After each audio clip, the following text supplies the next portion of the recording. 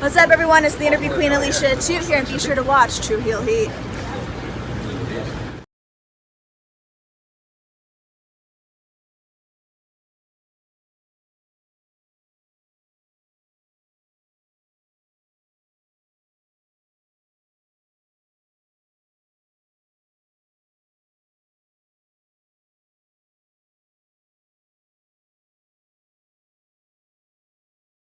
Hey guys, it's Thunder Rosa and welcome to True Heel Heat.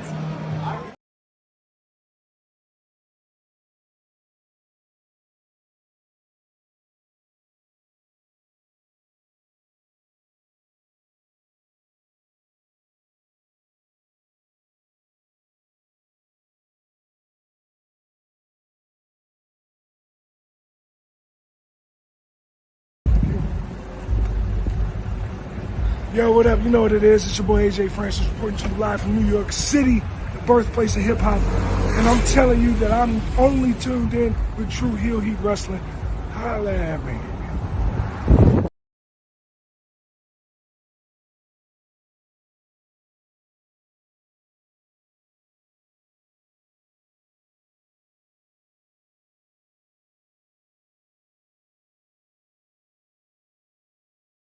Hello everyone, it's the hardcore legend Mick Foley wishing a nice day to everyone there, right there at True Heel Heat. Yeah!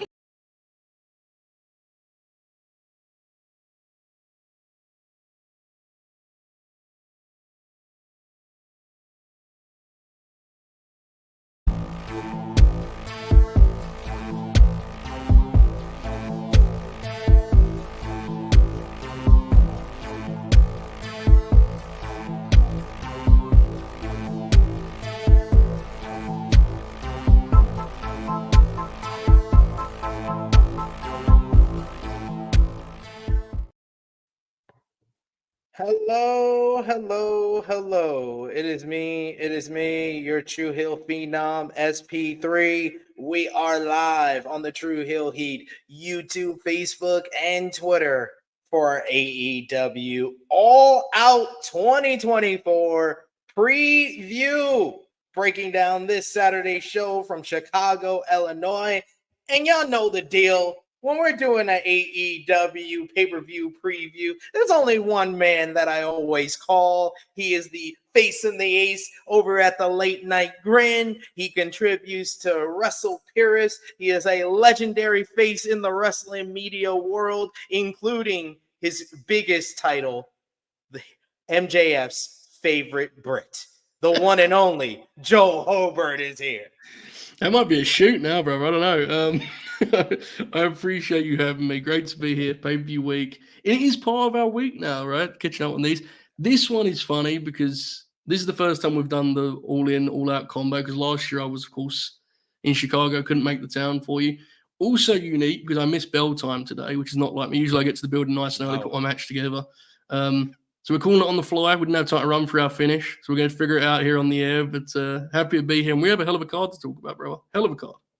Yes, I would say, I said, like, of course, with AEW, is not much options in regards to like short builds because they only had, All Out last year that had the 1 week build. But I would say in like wrestling history, this is one of the best like 1 week, 2 week builds that I think I've ever seen from any company. So, like, what do you think about that take right there? I completely agree. And it's been really impressive. And I think it's kind of a case of them benefiting from the rhythm they're in creatively, right? Like, I think a lot of this stuff is easier to accelerate and put in place because things were already prepared that way. Whereas last year, it kind of felt in some way, now it turned out to be a great show. We were both there, but it almost felt like no one had told them that it was the following week, right? It was kind of like, oh, what should we do? They feel very different creatively this year. There's a lot more cohesion. And I think there's a lot of reason to be positive about the creative process. And I think you saw with, the go home this week, like things are in place and where they need to be right now. So much more positive. I know we only a couple months ago we did Forbidden Door and I was kind of like, I don't know. I wasn't sure, right? Like I wasn't sure about the creative. I think they're in a pretty good spot right now. I think this show is kind of evidence of that. Yeah, they're really doing well. We were high on the, the build up to All In, and I thought that it delivered. I mean, we both had amazing seats being on the floor, and then you got the little higher. You had like my perfect spot for a wrestling event is just right above the floor because I'm a shorter individual. So I need that little like just above the floor sometimes. But my seats were really good. I was in the Danielson family section, SP Danielson over here. But I thought that All In was probably I would say in the top 5 for the year overall in wrestling pay-per-views, but definitely the second best AEW pay-per-view. And I've been to the 2 best, in my opinion, have been AEW Revolution and All In. So very quickly, because we haven't heard from you since the All In preview, what was your overall thoughts on All In London? Yeah, I'm with you. I had a great time. I do think Revolution was the better show, but I would then say, I'd say that would be the 2 seed for AEW. I mean, I think the bigger thing is like, it's just Bryan Danielson is just, I mean, what do we do with this guy? I mean, I knew that match was going to be dramatic, and I knew it was going to feel special because I was always confident like when he would get the job done. But you're never fully prepared for how it's going to feel, right? Like it's different once you're kind of in the thick of things, and it was just very, very magical. I think not to say there wasn't other good stuff on the show. There was. I thought MJF and Ospreay had a really good match. Mariah and Tony, and the Casino Gauntlet, which was, my God, what an experience that was live. Nigel McGuinness, incredible. But if we're being honest, it was about Bryan Danielson, and he was worthy of that kind of. I'll never forget the entrance at Wembley, brother. My God, what a feeling! Incredible experience, definitely. Sing Final Countdown live. I've sang it many times in the Hammerstein Ballroom, but it was nothing like singing it in Wembley Stadium. But we got to do the usual show opening stuff here. We had our little chit chat about All In, but we got to get into All Out. We appreciate y'all if you're joining us live. We appreciate y'all if you're watching us on demand. Remember to show your appreciation back. The simplest way possible is by dropping the thumbs up on this video. That helps the YouTube algorithm. You can also share this video with all your wrestling fans, friends, and family on all your favorite social media platforms. If you are new to the True Hill Heat YouTube channel, hit that subscribe button, hit the bell to stay notified for all the great content here. And of course, hit the bell because we are always live pretty much 7 days a week over here on the True Hill Heat YouTube channel. It is going to slow down because we're out of this pay-per-view every single week period that we've been on. We had All In 2 weeks ago. You had Bash in Berlin and No Mercy last week. You got All Out this weekend. So we'll slow down on the live content, but you always want to stay notified because we got shorts, we got interviews, we got videos for you to see here on the True Hill Heat YouTube channel and trying to push to 20,000 subscribers before the end of the year. But most of all, if you're watching us on Facebook, YouTube, or Twitter, sound off in the live chat. We love to interact with all of you guys, hear your predictions, your thoughts on AEW All Out. But of course, if you're feeling generous and you want to make sure your comment is highlighted on screen, you can send a super chat donation. Any dollar amount matters. It goes back to the contributors that you see on screen with us here, and we always appreciate that type of support. We got Hey Tope, who says, please bully Joe. Thanks. I can never bully Joe. Like every time I see Joe in person, I always want to give him a big hug. This time I remembered to take a picture because we missed out on a picture at Red Pro, but I made sure I had a picture and I literally posting it until yesterday for his birthday because I was like, oh, it's Joe's birthday. It's the same birthday as my missus. So I had to, spend some time with the missus before I went on Twitter and wished Joe a happy birthday. But then I had to get my other phone and I was like, where's the picture? Okay, it's in this phone. Let me post it because I didn't post it before and had to post it for his birthday. So, I thought it was a hell of a shot. It was a hell of a photo, I must say. I mean, pretty good one, I thought. But I appreciate it, bro. Good times. Right outside the Hammerstein. This man is the youngest yet oldest 27-year-old I know in the game. His knowledge is that of an old man, but he looks so young. He's got the baby face. It's good. Even with the beard, he still got. I'm telling you, if I shaved, they'd see it. You see it because you've been stood next to me. The camera adds years. You know that, brother. I look great in person, folks. Trust me.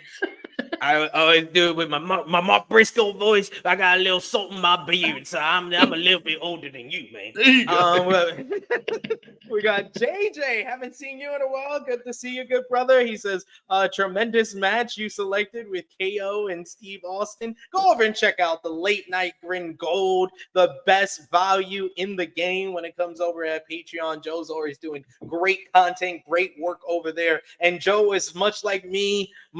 I'm creating a new stable in wrestling media. It's the Run to the Grind stable, and Joe is a leading member of that. He's like he's putting in the work. He is the AJ Styles in 2014 in the Bullet Club type of like leader in the Run to the Grind because he's always on the grind. That would be we can make something of that. That could be a faction. We could sell merchandise and stuff. Maybe there's something to that. I like it. I like it. Think about it. Sell it on LNG Gold. Run to the grind. Brucey Beats, he says these previews are one of my favorite parts of the pay-per-view week. Oh, thank you so much.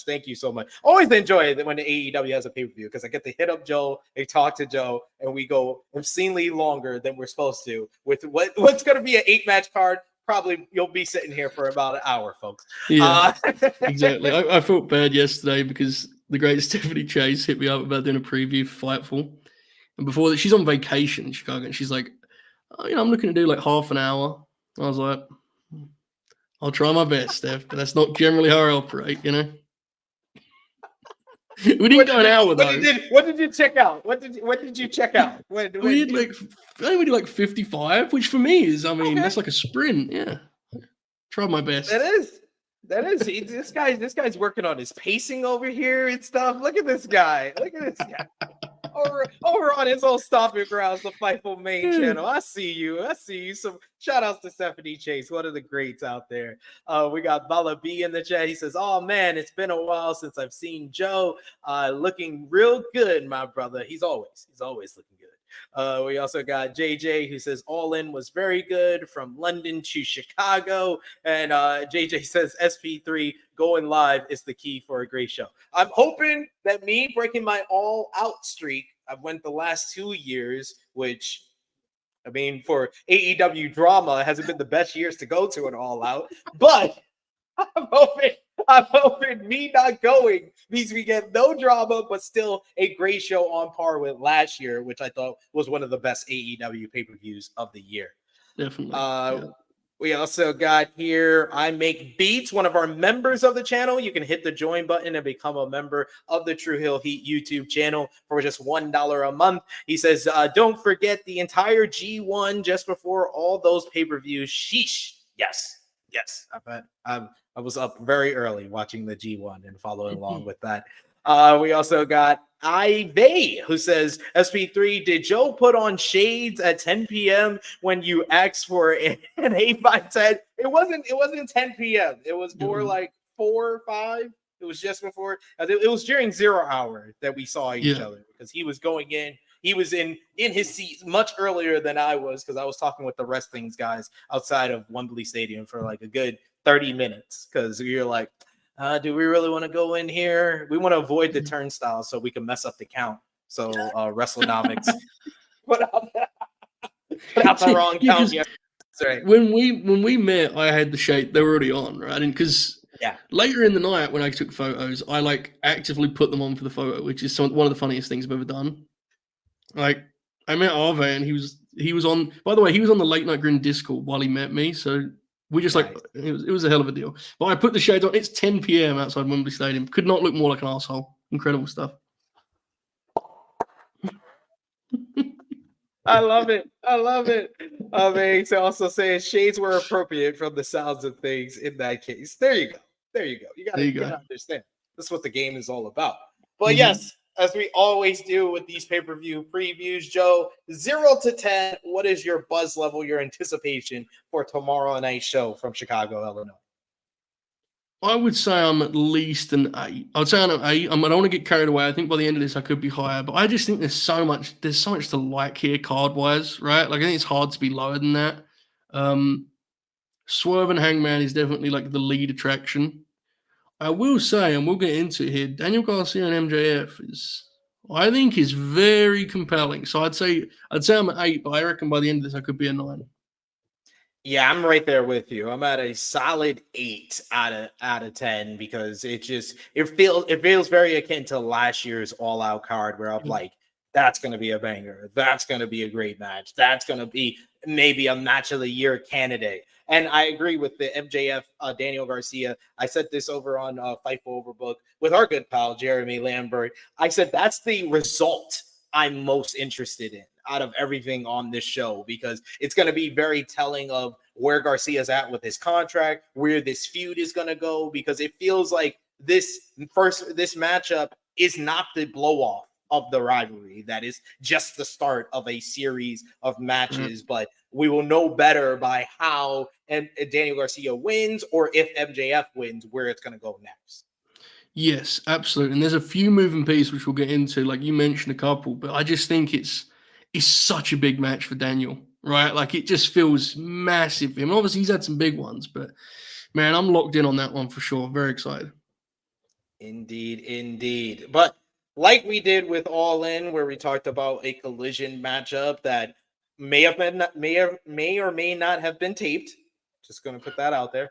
We're going to talk about a collision match that will be live tonight in Chicago, Illinois. Well, actually 3 collision matches and who we think is going to win those because it's set up the first match we're going to discuss here because it's going to be 3 Continental Contenders challenge matches to set up our 4-way matchup. First time the AEW Continental Championship will be fought under 4-way rules. So first up, we got a match that I am looking forward to, probably the most out of everything. I said this over on the Fightful main channel on the ROH review yesterday, pull back the curtain a bit. I literally called out from my regular gig of reviewing SmackDown because I was like, I'm not going to be focused on SmackDown. I'm going to be watching Collision, honestly, because the lineup for Collision has me more interested than SmackDown this week. But we got Konosuke Takeshita going one-on-one with the Beast Mortos. If you saw Rampage last week, which I understand not a lot of people do, but there was a reason to watch Rampage last week with that 4-way with these 2 guys, Commander and Leo Rush, delivering an awesome 4-way main event. Now we get 2 of those 4 in a Continental Contenders matchup. Who you got here, Joe? I think I'm confident in Takeshita here being the winner, but I mean, as you kind of mapped, I mean, the appeal here is imagine this match. My goodness, this could be spectacular. But yeah, I got Takeshita.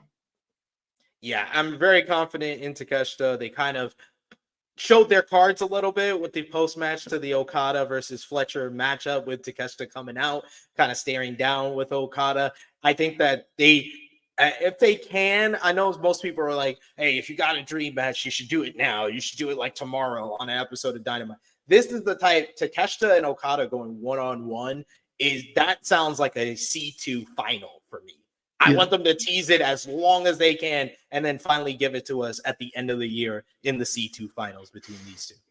I agree, and I also think there's room for Takeshita's presentation. He needs to be a babyface for that match, right? Like this gets some things in order in terms of Don Callis family and who's a babyface and who's a heel and all of that stuff. Let's get that fixed, and then we'll make it a mega match for sure. Indeed, agree there. Then you got Orange Cassidy going one-on-one with the Learning Trees, Bryan Keith.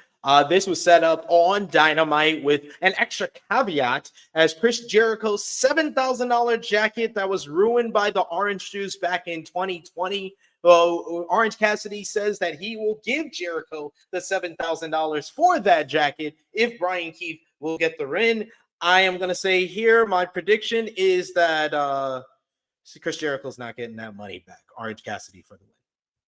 Yeah, Orange Cassidy's getting on the pay-per-view, right? I think I'll be very surprised if he loses to Bryan Keith. But I think we should be more worried about what comes after this, to be honest, in terms of the Jericho Orange Cassidy business. We shall see, but Orange is winning here. Agree there. And then finally, I think this is, to me, the most interesting result of anyone, because this is the one where I can legitimately see either competitor winning, as you got Ring of Honor World Champion Mark Briscoe going one-on-one with Lance Archer. I know most people will look at this graphic and say, of course, Mark Briscoe's going to win. He's the one that's on TV mostly. But I could see a world where Lance Archer gets the victory, to not only get into the 4-way for the Continental Championship, but because Lance Archer has been such a featured act on Ring of Honor, I've been pegging him for, I've been picking him. I'm not going to say pegging him because that people will edit that. Picking him to be a contender to face Mark Briscoe for the Ring of Honor World Champion for a couple of months now. But I'm going to go with my boy Mark Briscoe here. But what do you think, Joe? Yeah, I'm going to pick Briscoe, even if I'm in the exact same spot as you, where it's like, I think it actually makes a lot of sense to give Lance this win.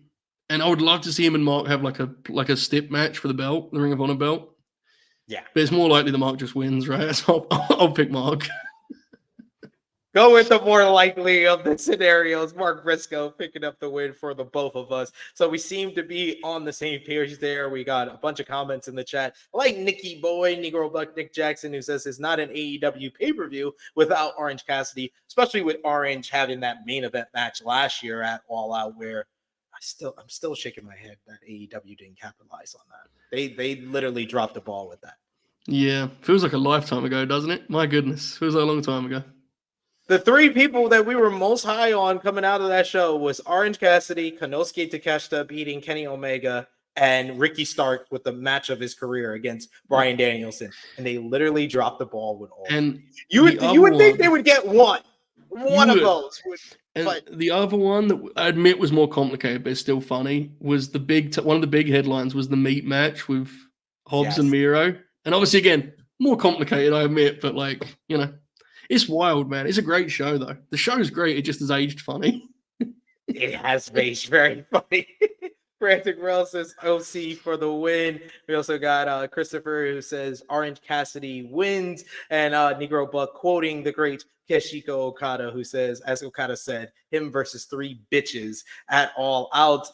We also got The Shoot, Matt C. Shoot in the chat joining us. Good to see you. He says, hi, guys. Thanks for doing this. Kind of off topic, but wondering your thoughts on Nick Bockwinkel. I literally just mentioned Nick Bockwinkel over on Fightful Overbook because Jeremy asked me, he said, where would I pick Kane on my all-time fantasy draft for wrestlers? I was like, he was like, would you pick him number 1? And I was like, I probably wouldn't pick him 101. And he made me name 100 wrestlers. And yes, I named Nick Bockwinkel in that 100 wrestlers. Correct answer. I agree across the board. Yeah.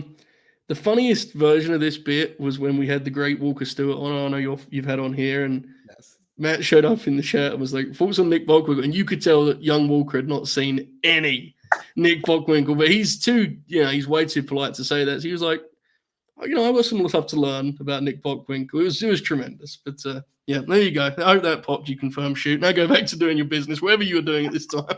Go for it. And see, this is why I took back my statement, because I knew this was coming. SP3 loves pegging. Thanks, guys. Appreciate you. Thanks, guys. Hi, guys. But yes, that brings us to the Continental Championship 4-way matchup, as it's going to be Kazuchika Okada versus our predictions here of Orange Cassidy, Mark Briscoe, Konosuke Takeshita. This has a high chance to be a match of the night candidate, or at least a great matchup. Okada, I literally have started a new gimmick on AE Ramble, Joe, with my good friend Jimmy Macaram, of the 0 to 10 Okada given the fuck scale. And we got a good 7 against Kyle Fletcher. Yep. We got a good 6.5 to 7 against Claudio Castagnoli. So my question to you is 0 to 10, Okada giving a fuck about this matchup, and who do you think wins? I don't think he's going to give a fuck about this matchup, to be honest. This is a 4-way. I feel like he's going to sit on the outside a lot. But luckily, the other fellas in this match will probably care a little bit more. I think this will be very good because of that. And Okada's going to get such a good reaction that he can kind of just coast, right? But I think Okada's winning. My guess is the finish will be something that kind of, pushes the Takeshita Okada thing forward. Like maybe Takeshita has it won and Okada steals it, that kind of vibe. I think that's the natural kind of takeaway here. I don't think it would be a good place to take the belt off Okada, personally. But I think the match will be very good. I think despite, the ticket sales being down for Chicago, I think Chicago's still going to be loud and vocal enough to get Okada to a 4.5. I'm going over you guys' prediction in the chat and I'm going to say a 4.5 from Okada. He'll come in, do his little spots. He won't be taking any apron bumps since he just took some on Dynamite. Like, that's why I got him at a 7. I was like, dude's doing apron bump, took a brain buster on the barricade, and now y'all want him to wrestle 3 days later? Nah, y'all gotta settle for a 4.5. 4.5 on his giving a fuck scale. But hey, Okada's 4.5 is a lot of guys to be fair. For sure, and I do agree. He was very giving, Cole Fletcher. Very, very much. So I'm with you, definitely. Yes, we're on the same page there. Next up, we got a Chicago street fight. It's going to be Willow Nightingale going one-on-one with Chris Statlander. This one has been building for months following the events of what went down at AEW Double or Nothing when Willow Nightingale dropped her TBS championship to Mercedes Mone. And Chris Statlander then turned on her in the post-match. They had a matchup in the Owen Hart Cup with Willow Nightingale picking up the victory there. Chris Statlander got involved in her Owen Hart Cup final matchup against Mariah May. And then Chris Statlander beat Willow Nightingale in a CMLL World Women's Championship Eliminator matchup. I really thought this matchup would be for the CMLL World Women's Championship, but I don't know whether it's because of the freaking stipulation here or whatnot, but apparently it's not for the CMLL Women's World Championship. Instead, we get just a standard street fight here, but because of the street fight stipulation, I think that this is going to be a really damn good matchup. But what have you thought about the build-up here, as well as who do you think is going to win? My thoughts on the build-up is I wanted a little bit more from these two, and I don't think they got the proper time to kind of have a fleshed out,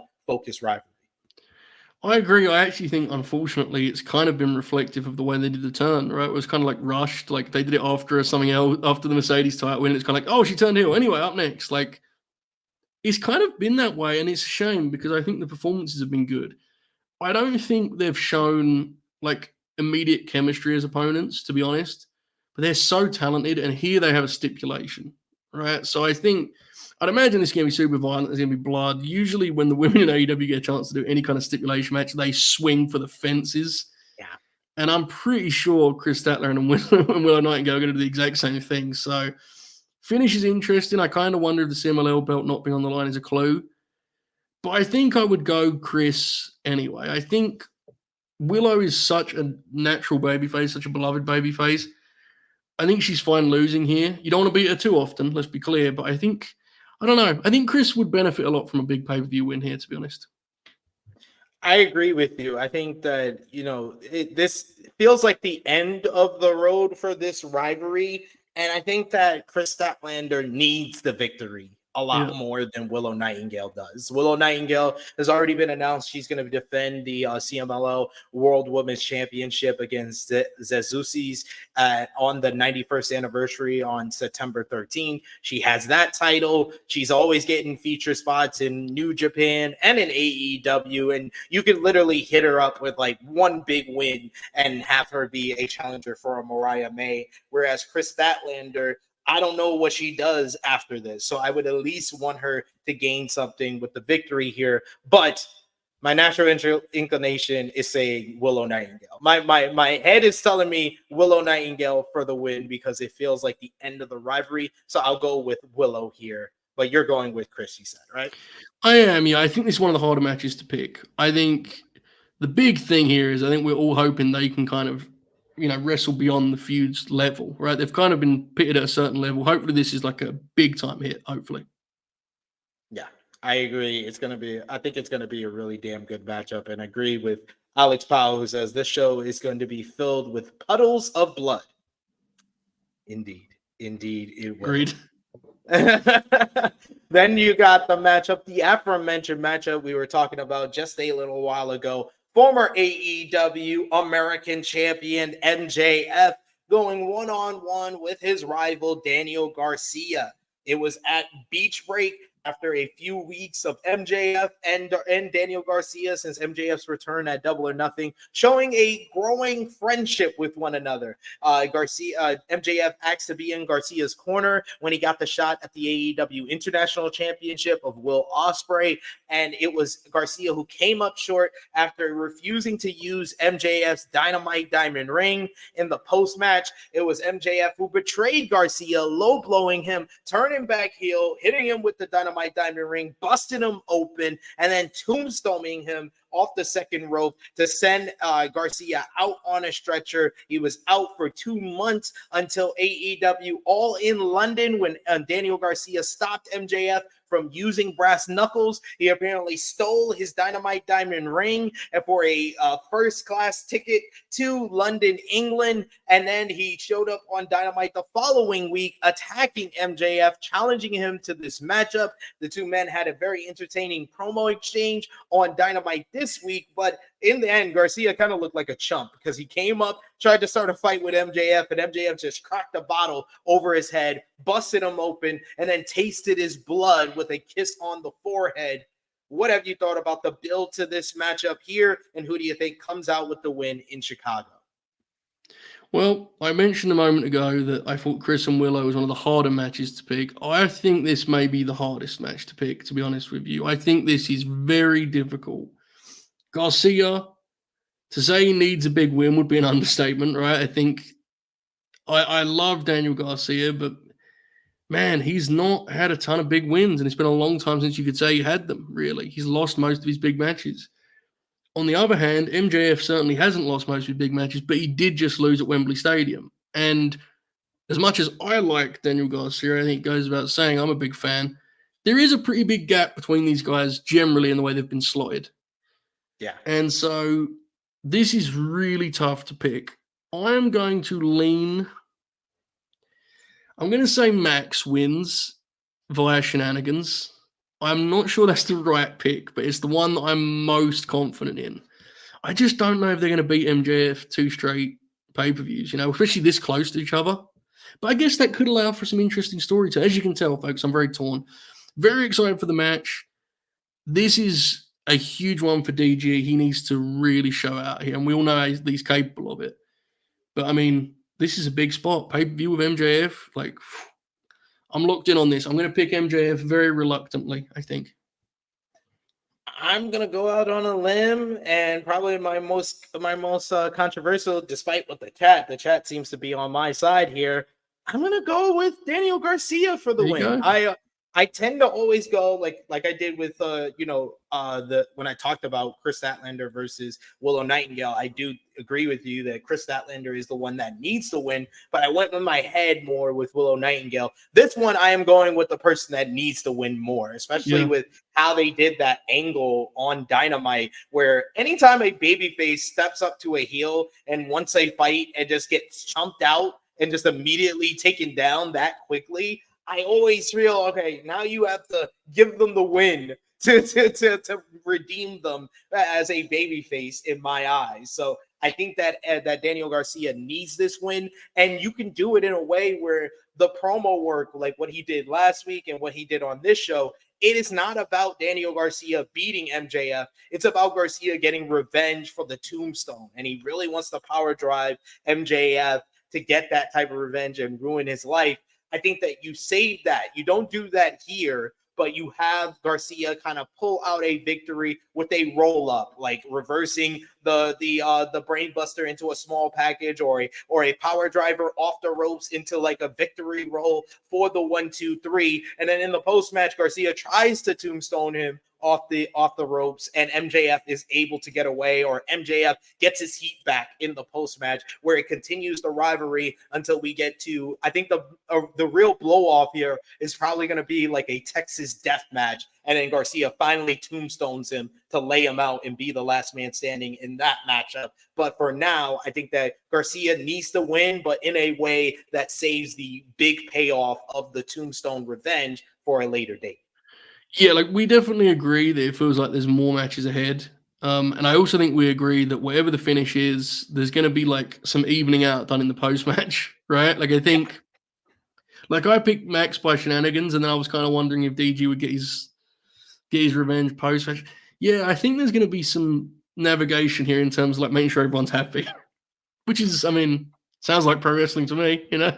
but that is purely guesswork. But I love that we're on opposite sides of these. I think that's a sign of an interesting card. I think we're about to agree a little bit more, but it's cool. Good stuff. This is much different from our All In. Our All In prediction, Right. we were really on the same page for everything. And I think outside of maybe the trio championship matchup, we were pretty on the money with all our predictions. Yeah. Like I think that one, and I think the Darby and Jack Perry was the only two that I think we both pick Darby for that one too. I think we might have, yeah. I think so.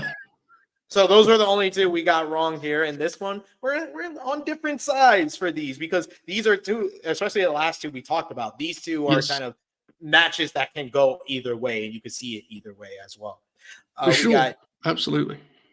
Power Driver Finisher, who says, I'm just not a fan of Garcia, but I could see why him winning might give him something down the line. He just ain't for me, which is fair enough. I think that Garcia has a lot of potential and he's still growing. And I thought his promo on Dynamite was one of his better ones where you can see the growing confidence in him because he's been given so many opportunities to kind of speak on the mic over the months, especially before the injury angle. I think you're seeing that pay off with his promo work the last 2 weeks on Dynamite.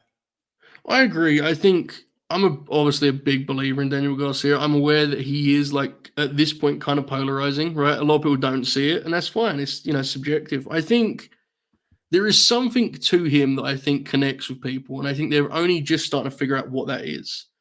I think there's an opening for him to be kind of like the people's guy as a babyface, because the audience seems to like him, and he's a young guy, which is always important to have guys like out on the card, like climbing the card. But let's be real, this is a big one in that regard, right? Like, if we leave Saturday night's show and it isn't a match that we feel positively about, that would definitely slow things down. So hopefully it's a killer match and they over deliver. Hopefully, yeah, I hope so for them as well.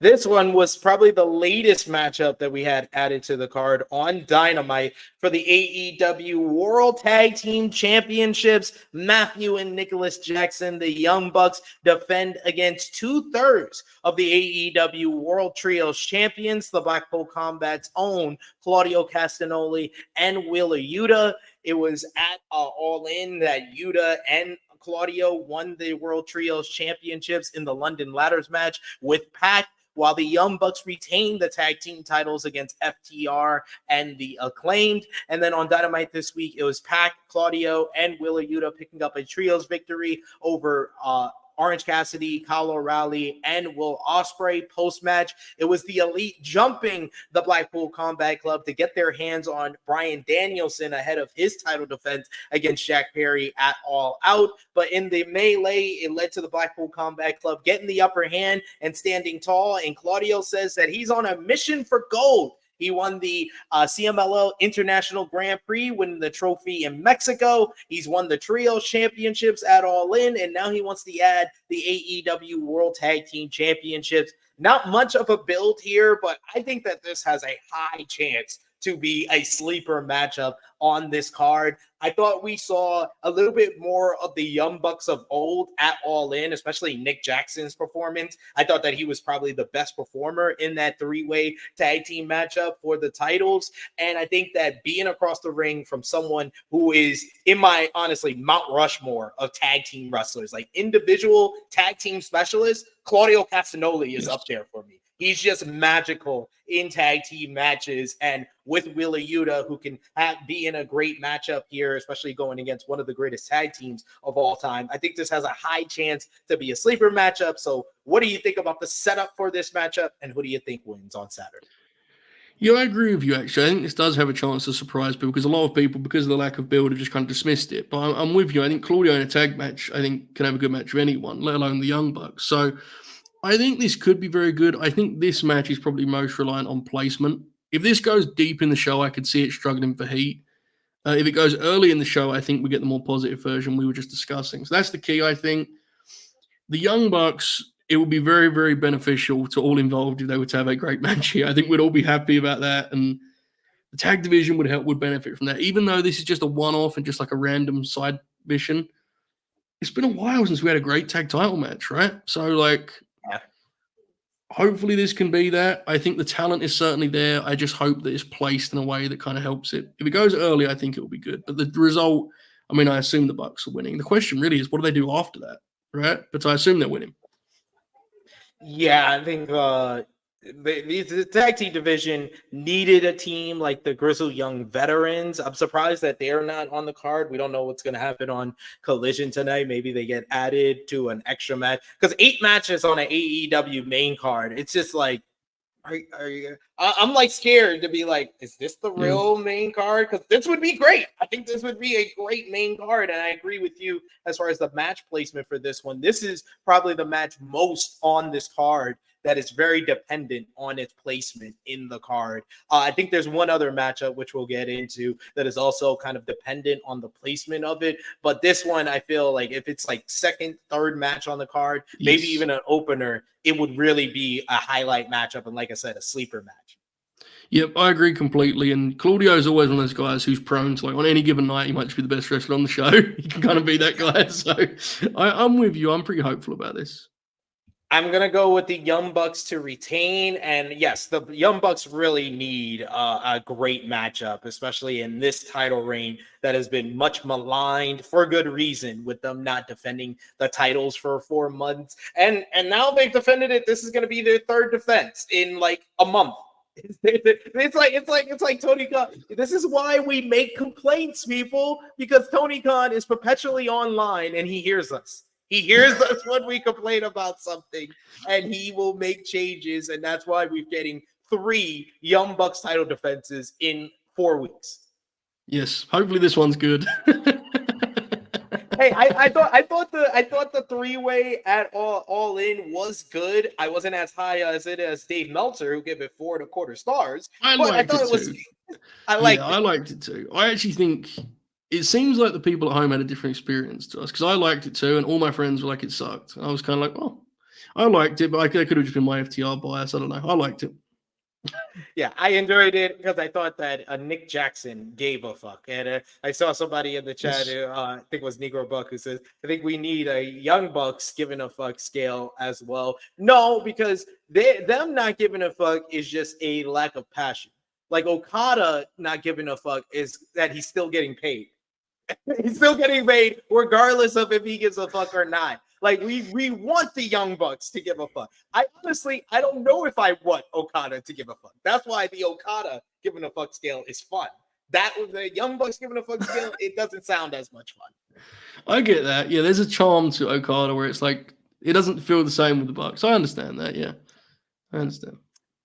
We got Derek in the chat who says Young Bucks versus Claudio and Yuta will be a great tag team matchup.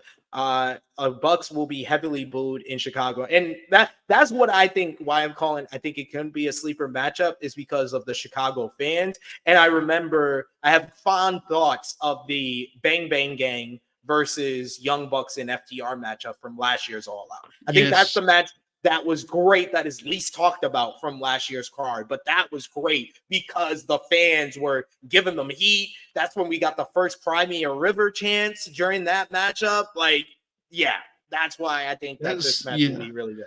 That's another one that was a much stronger experience live, I think, because I haven't rewatched it, but like in the building, that was so hot, that match, right? People were so torn, and it was awesome. Absolutely. We got Christopher Kidd who says Young Bucks versus Kings of the Black Throne. We're seeing kind of this shape out a little bit more with the tag team division with House of Black. I think they're going to probably have a matchup with MXM Collection on Collision or Rampage tonight. Mm-hmm. You got GYV and FTR. Having non-title tag team feuds also helps in fleshing out this tag team scene. But yeah, like you said, we need more great matches for the tag team title. So I'm hoping that the hatred of Chicago will motivate the Young Bucks. Yeah, hopefully so. I'm with you completely. The depth is important because otherwise it kind of, you end up going in circles as we have, right? So it seems like they're aware that change is needed. So I'm hopeful things will change. So I said before, another match on this card is really dependent on placement, and I think the only reason I'm saying that is because we both were there live. What happened at All in London? So Mercedes Moné is another one that might be dependent on placement, but she has a much better opponent on this occasion, in my opinion, as she will defend the TBS Championship against Hikaru Shida with her second Camille banned from ringside.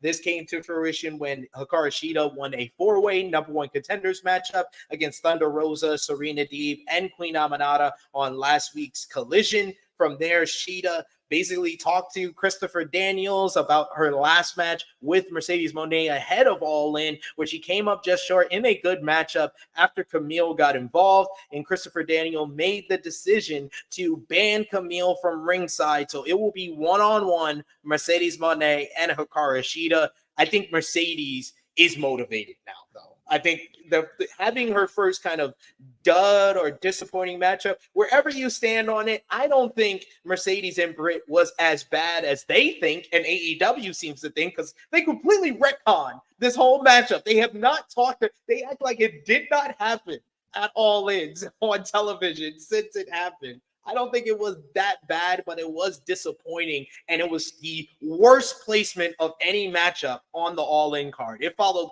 the Casino Gauntlet and Will Ospreay versus MJF, where the fans were just like, let's take a breath. Yeah. We got to get ready for Bryan Danielson in the main event. It was just the worst placement of the night for them, and I'm just going to say, I've been saying it a lot lately, Britt Baker wasn't at her best, and she hasn't been at her best since she made her return, but Mercedes kind of redeemed herself at Capital Collision in a great matchup against Momo Watanabe, and I think here against Shida, she's going to be motivated again, and Shida seems to be always motivated to kind of prove that she is the ace of the AEW Women's Division. So what have you thought about the build? What do you think about the match in its all overall, and who do you think wins?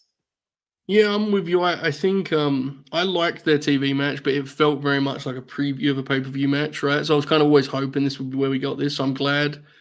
And I'm excited for this. Mercedes is one of those wrestlers that I think when she has a miss, which, you know, regardless of who you blame, I think we probably have the same answer. It was a miss, right, ultimately. And I think wrestlers like her, that's like fuel. It's like, okay, we'll see the next one. So I think she's going to swing big here and really go for it. And I think she has a good opponent for that.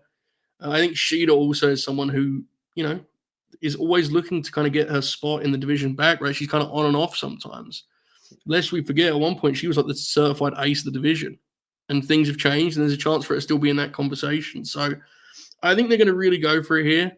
I would love for them to open the show.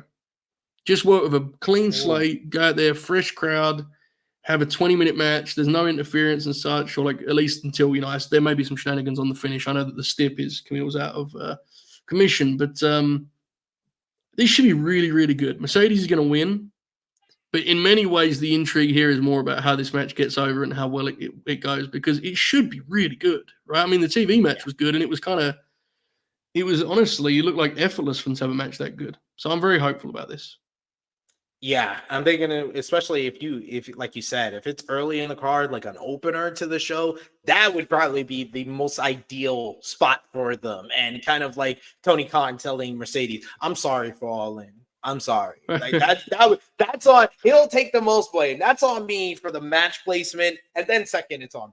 But it's Mercedes is last in that lineup as far as blame for it, especially with how good she was against Momo Watanabe. And it just seems like Mercedes is always very motivated against the Japanese talent because of her love for Joshi wrestling. And I think she's going to be motivated to kind of really redeem herself under the AEW umbrella against Shida here. I'm going with Shida. I'm not. I was going to say Shida, but no, I'm not crazy. I'm going to go with Mercedes Moné to retain the title here. But if he gets 15 minutes and is in like the first three matches of the show, I think this could be like a great matchup and probably Mercedes' best since her return. I agree. I'm really hoping so too. It'd be great to kind of just reset this reign a little bit and get rolling. Absolutely. I see a lot of people in the chat is like I said, I think the stip makes the finish very sus. Do you think we get a new member of the what is it? What did she call it? The Money Corporation in this matchup. I see a lot of people online talking about potentially the Renegade Twins because of her Mercedes relationship with them off camera. What do you think about that with Camille being banned from ringside? That's interesting, yeah, because the thing that makes this stip kind of quirky in terms of timing is the last finish at Wembley.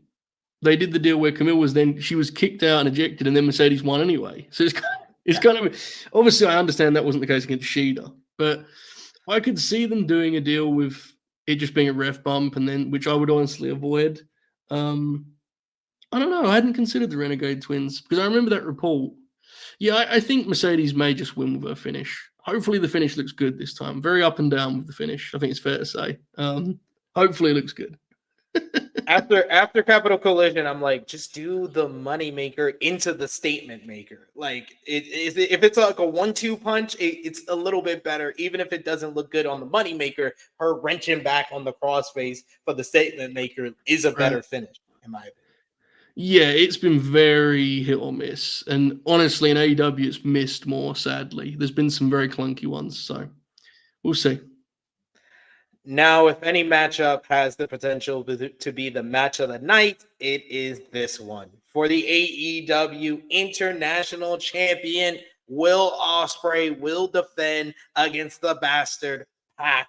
It was Pac who won the number one contendership for the AEW International Championship in a four-way matchup against Kyle Fletcher, Tomohiro Ishii, and Claudio Castagnoli in, I think this was in like June or early July. And then Will Ospreay's rivalry with MJF took precedent above that, where they got their matchup at All in London. But it was after all of that Pac set his claim, set his shot for All Out in the same building that he beat Kenny Omega in 5 years ago. He wanted his opportunity at the International Championship there. Since Ospreay regained the International Championship, he tried to have a face-off with his old friend and rival Ricochet on last week's AEW Dynamite, but it was Pac who came through with a vicious-looking Poison Rana on the stage and then told Ricochet to get to the back of the line and that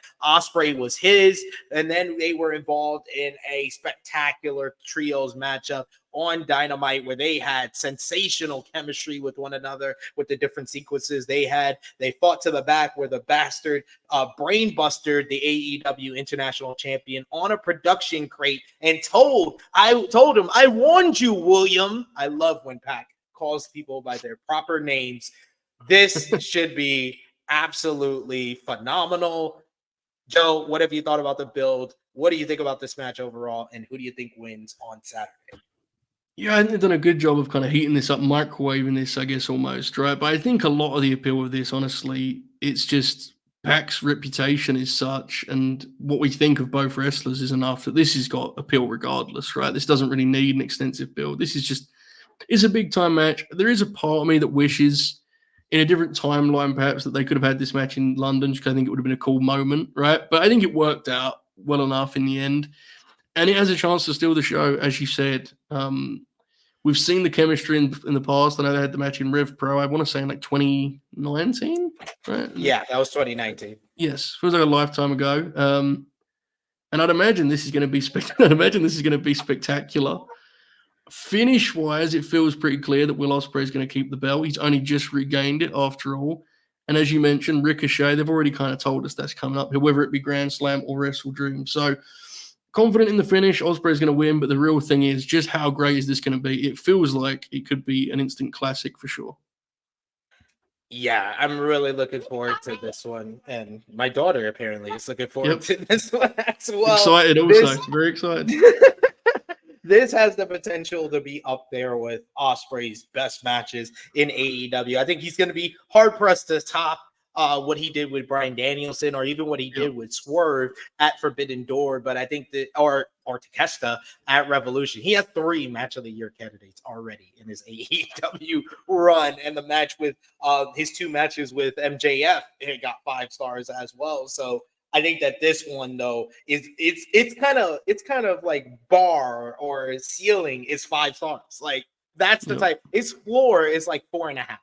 That's Yeah. where we're spacing it with these two guys, because they can just deliver in the ring, and it's going to be a reminder of how good Pac is, because I think that Pac is a guy that, because of his schedule and him liking to be in the UK a lot, he's kind of forgotten when you talk about the top wrestlers in AEW, and I think this matchup is going to be a reminder of that, and just going to be absolutely amazing. Do you agree?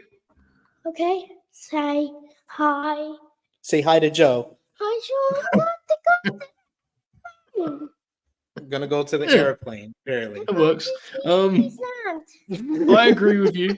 I agree with you both, actually, for that matter. I agree with you about Pac, though. Schedule definitely kind of shapes perception. We saw with Okada, he got a big spot on pay-per-view, and we saw how he delivered there. I imagine this will be even an extreme example of that. So, yeah, this should be a pretty special match, honestly. I'm very excited for this. And this is one where, like, unlike the Mercedes Hikaru Shida and the Young Bucks and Blackpool Combat Club, you can literally put this match anywhere on this card. Like, it can go anywhere. Yeah, it's going to be spectacular regardless of placement, and whatever comes before it, they'll be able to follow it with their stuff. It will be incredible.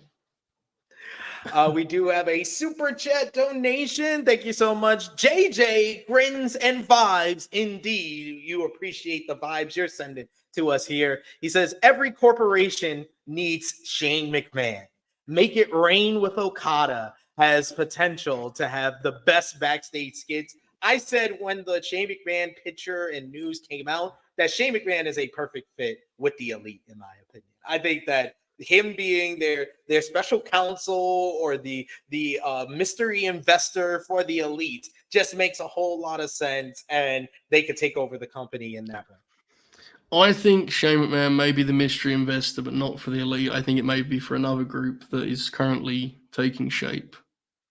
That's what I'm saying. Leaving it at that. Being cryptic.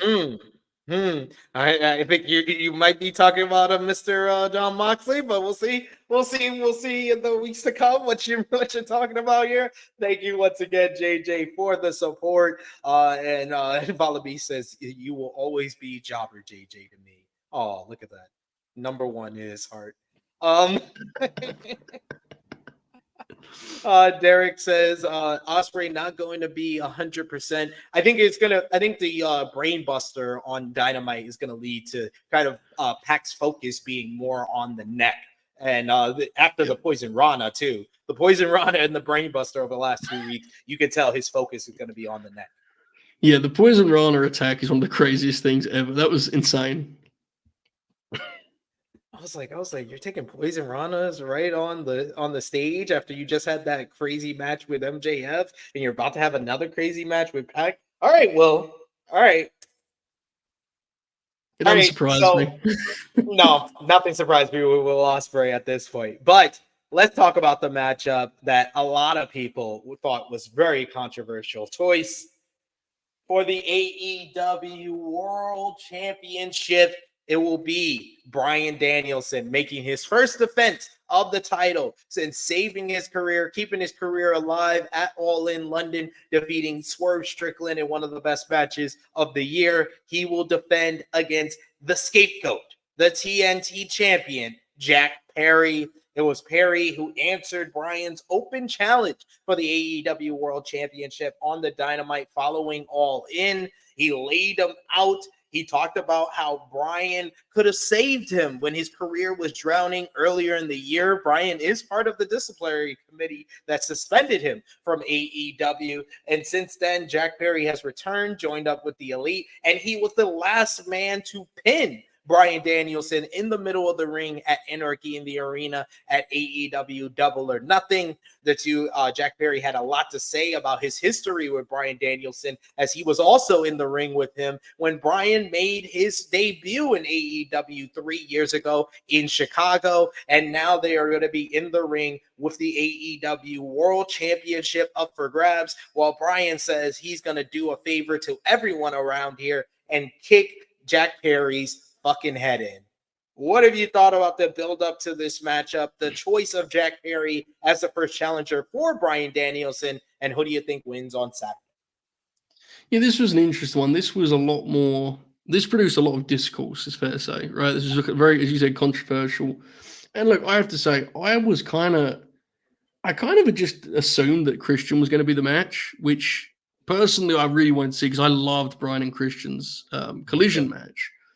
So I kind of had assumed, and I forgot they did the cash-in deal. So I will admit I was kind of bummed that that wasn't the match they were going to do. Once you kind of get away from that part of it, it's like, I think it makes sense, right? I think it's a big spot for Jack. I'm not going to pretend that Jack is like someone I'm desperate to see Dragon wrestle at this point, but I think it makes sense. And if you're trying to push Jack Perry, I think it's fair to say that like this is the best chance to have him, have a signature heel performance, right? Like, because as a babyface, Jack had a lot of really good matches. Pay-per-view, he had some great matches. The Christian Cage match, the Luchasaurus match even. But as a heel, he's only had a handful of chances. And for whatever reason, the Derby thing, obviously, I think it's pretty obvious that match got changed around with time. He's yet to have like a great match as a heel to me. In AEW, I should say. I know that the Shota match was a hell of a time in Chicago. And if you're going to have a great match, Bryan Danielson's probably your best bet, right? So I think this probably will be pretty damn close. I'd imagine this will be very good. I certainly think Dragon is winning.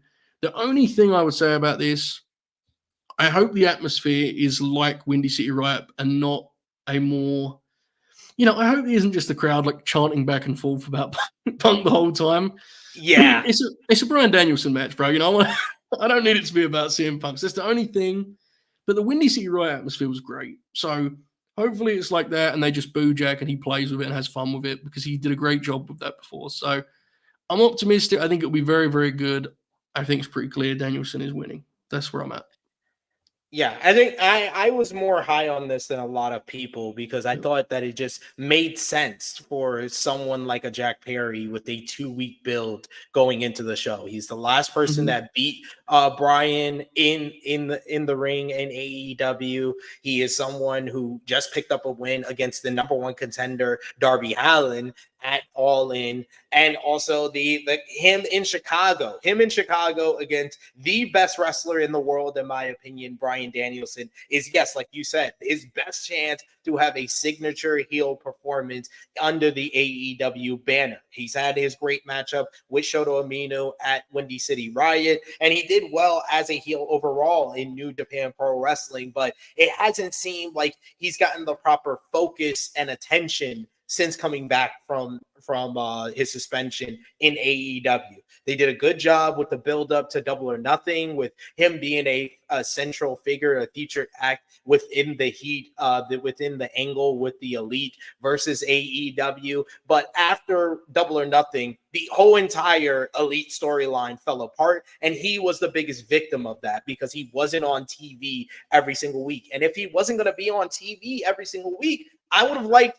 the Young Bucks to explain that in storyline of, we don't know what Jack's going to do, so we're keeping him off TV. He needs to be like the renegade, the unpredictable loose cannon of the Elite from the jump, but they never did that. They just had him off the TV, had him on random pre-tapes, had him on Collision and whatnot, and they never really truly focused in on him the way they could have, and it just made him fall back in behind the shadow of Okada and the Young Bucks within the Elite.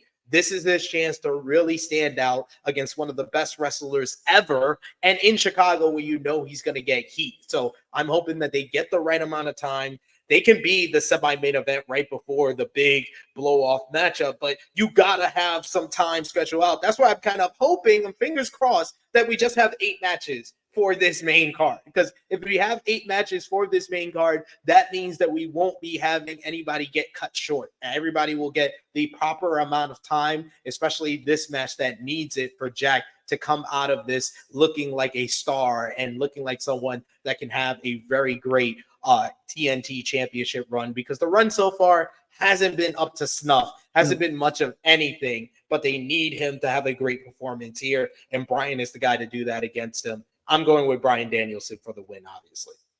For sure. And again, it's another one we look at, and we've, half our conversation has been about how a guy would really benefit from a strong performance, right? I think for nerds like us, those hooks are interesting on a show. Like, it's like, how we know this match is going to be good. It's Bryan Danielson, right? He could have a good match with Uriah.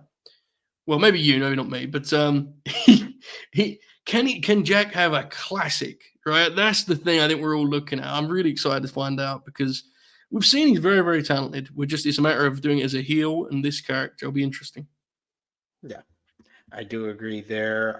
We got Follow B says, I want Kenny to show up at All Out. I think we're sooner rather than later, we're going to see Kenny back. I don't know if All Out is the stage for that, but I will say I've been seeing a lot of people talk about a potential Moxley showing up. I do think we're going to get Moxley versus Bryan during this title run, at least. Yeah, I think that's the direction for the reign, to be honest. I think Moxley, whatever John Moxley is cooking up, I think is going to involve the belt.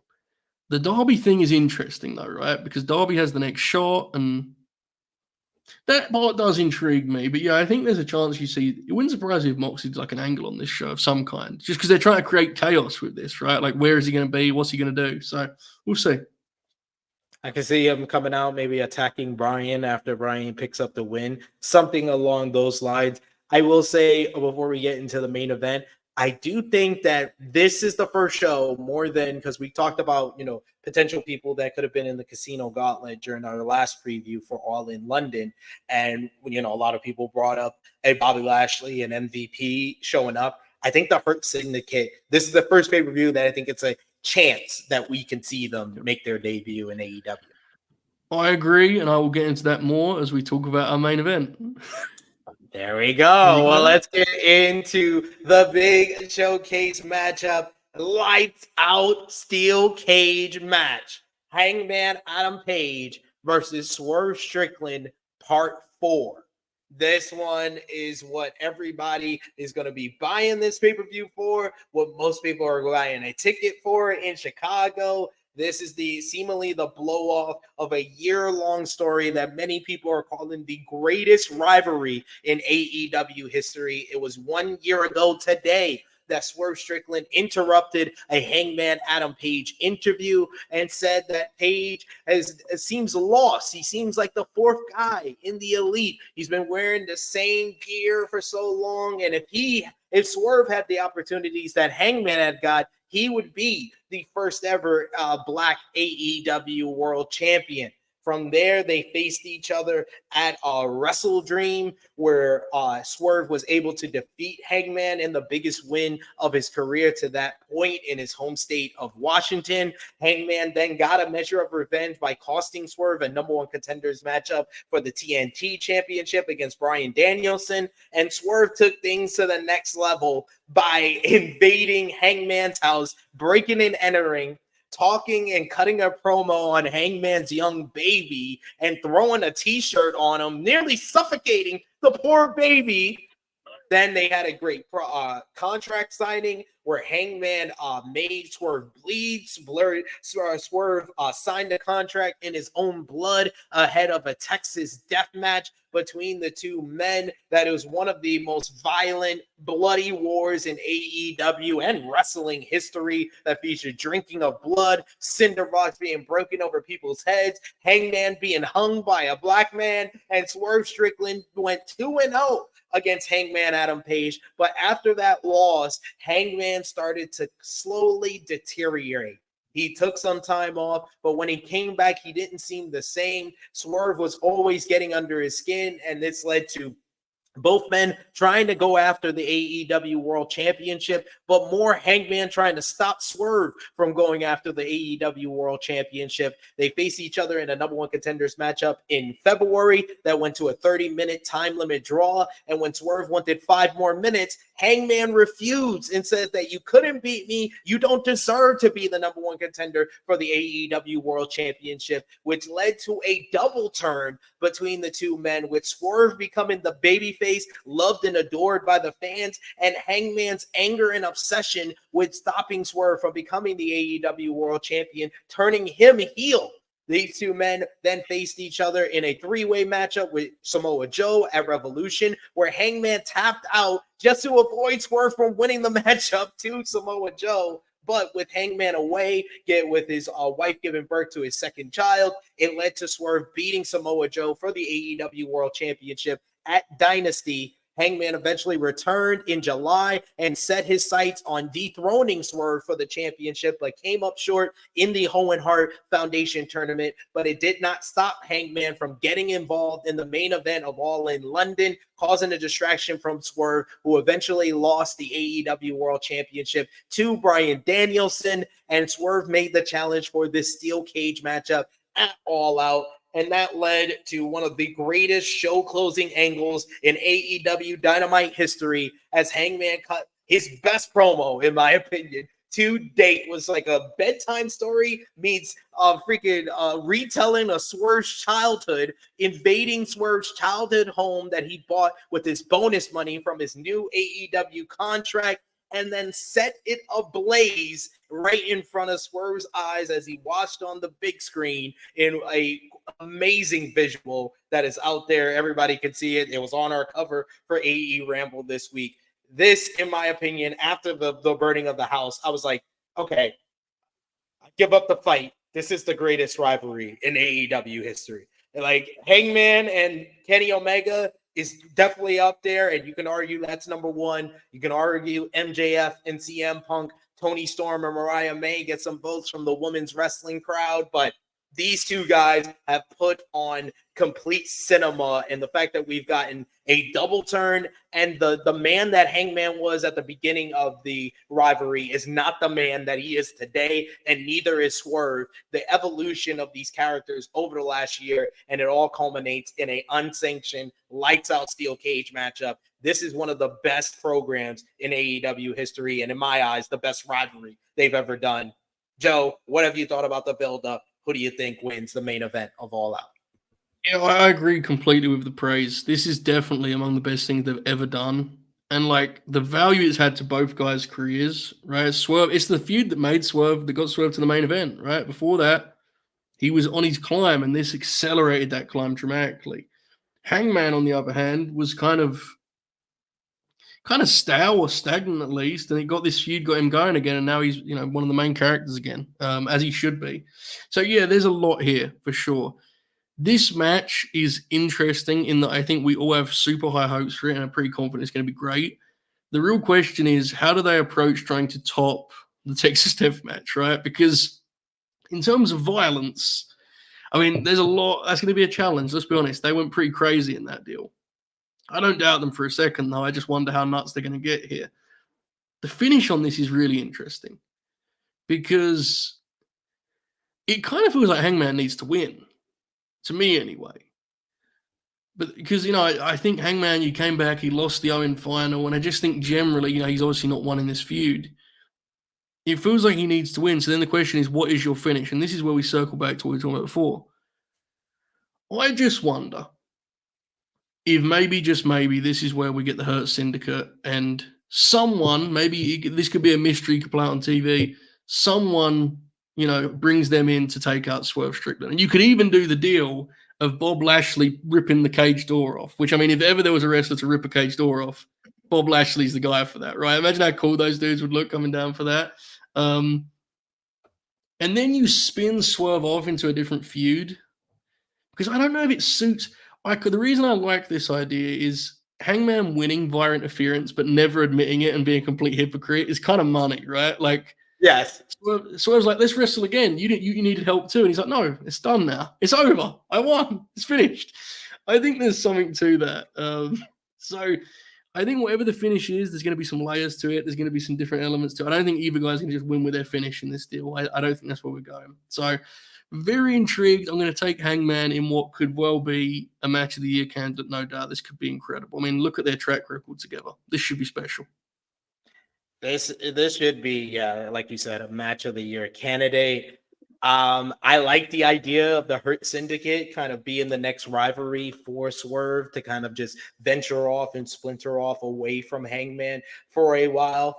I'm very adamant. I think I said it on AE Ramble. I like the idea that Jimmy McElrath came up with, that we do a redone version of the Stone Cold Triple H 3 stages of hell finish. Hangman has the chain and Swerve has a cinder block. Swerve as a cinder block as Hangman's going for a buckshot lariat with the chain around his arm. He hits the buckshot at the same time that Swerve smashes him overhead with a cinder block. Swerve goes down first. Hangman falls on top of him. 1, 2, 3. Hangman Page beats Swerve Strickland in the unsanctioned lights out matchup.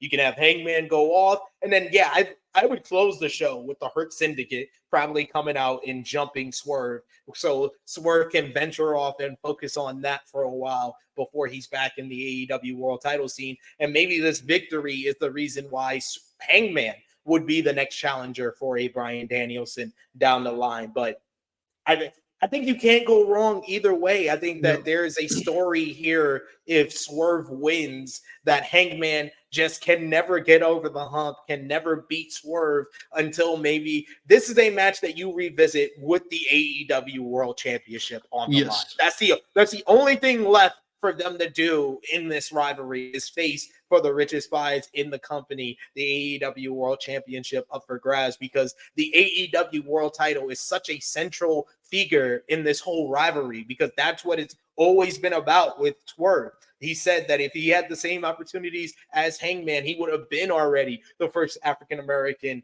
AEW World Champion. And now he is a former champion, and Hangman was the reason for that. But you eventually revisit this with the title on the line, and you do it at a stadium show. You do it at All In next year or any other stadium show they're going to go. But like, that's the only thing they have left to do.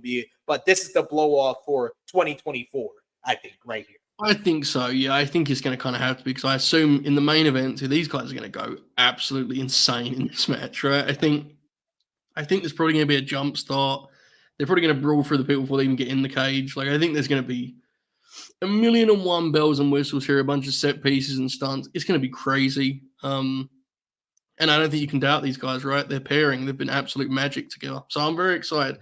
It's the lead attraction on the card, no doubt about it. It's going to be great. It's going to be absolutely phenomenal and incredible experiences, especially for those fans in Chicago. And I think it's going to sell a little bit more tickets in the next 24 hours just for the way they close Dynamite this week. And if they decide they want to do anything else on Collision tonight, we got our good brother Corey Michaels in the chat. Good to see you. He says, shouts out to my dudes, SP3 and Joey Joe Hulbert. We also got a super chat donation from the good brother Negro Buck Nick Jackson. Thank you so much. He says, Hangman Adam Page has officially lived long enough to see himself become the villain. He's turned into Crow. For a long time, he's been Surfer Sting, and he turned into the actual Crow character. Not even Crow Sting, the actual Crow. If you've seen the movie Crow, it is a person that does evil and vindictive things to people who deserve it for the things they did to him, and that's exactly what Hangman's character is. Yeah, that's the one thing about if he was to lose here. Like, what does he do then? You know, he shows up with a gun. What's he going to do? I don't know, but it's been a great story, man. They've nailed it. Hangman's delivery on that angle on Wednesday, he was tremendous stuff. Sinister, deranged. Oh my God. That's what I said. It's the best promo of his entire. And he's had some, for a guy that's not viewed as like a top talker, he's had some of the best promos in AEW history. For sure. Yeah, absolutely has. He's been one of the most compelling characters throughout most of the promotion's run. When he's been given stuff to do, he's always been interesting. And this is probably the peak of that now, right? He's been incredible in this deal. We got Arts Shoosh, who says, watching live from Kenya. Shouts out to you. Insane Hands, Yellow Heart, Red. Thank you for joining us from Kenya. We got I Make Beats. He says, I'm going with Hangman. We got Alex Powell, who says Hangman winning. Christopher's going with Swerve Strickland wins. So yeah, you can go either way with this one. And the story, we know, even though this feels like the blow off because it's a lights out steel cage match, how more crazy can this go? I think we all realize this is not going to be the last time these two men go one-on-one, because this rivalry still has legs, despite it feeling like the blow off. Yeah, this is a forever rivalry, dude. This is going to define the promotion. Like, as crazy as to say, they're probably just getting started, if we're being real. So crazy, so insane to say that. But Thank you so much to Joe. Thank you to all of you who are joining us live. If you're watching on demand, we appreciate you as well. Remember to drop the thumbs up on the video. If you're watching us on demand, comment down below and give us your predictions for AEW All Out 2024. But as always, you know, Joe, I'm going to call you up for Wrestle Dream, for Full Gear. You are my regular tag team partner when it comes to previewing these AEW pay-per-views, because there is no one I like talking about these AEW stories, angles, and outcomes more than you. But I want to give you the platform to let everybody know where they can follow you on social media, where they can see all your great content with the Late Night Grin, and anywhere else. The floor is yours, good sir.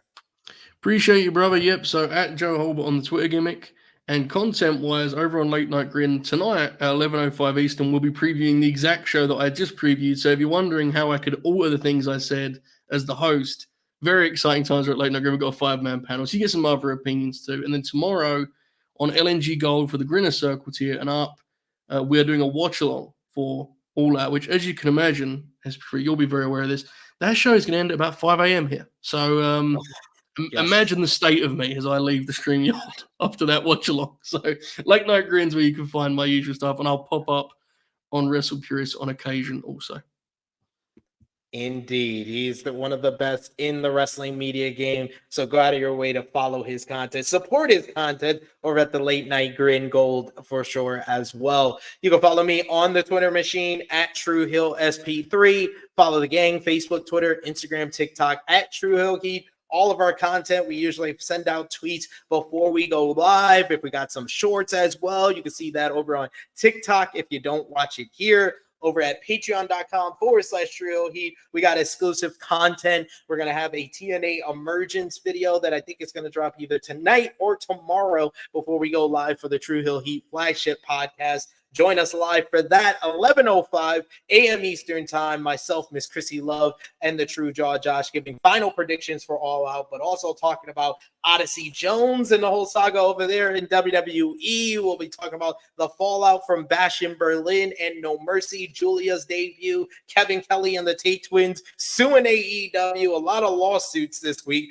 for us to discuss on the flagship, so join us live for that. If you haven't already, check out our pay-per-view reviews for WWE Bash in Berlin, as well as NXT No Mercy and NJPW Capital Collision that we did this week. If you like your AEW content, check out AE Ramble 162. Whose house? Hangman's house, as we reviewed the September 4th, 2024 edition of AEW Dynamite. So go out of your way to check that out. And thank you all for joining us live. Thank you all. If you send a super chat donation, we appreciate all the love and support. We got JJ who says, thank you, SP3 and Hulbert, for a great preview of All Out. All hail.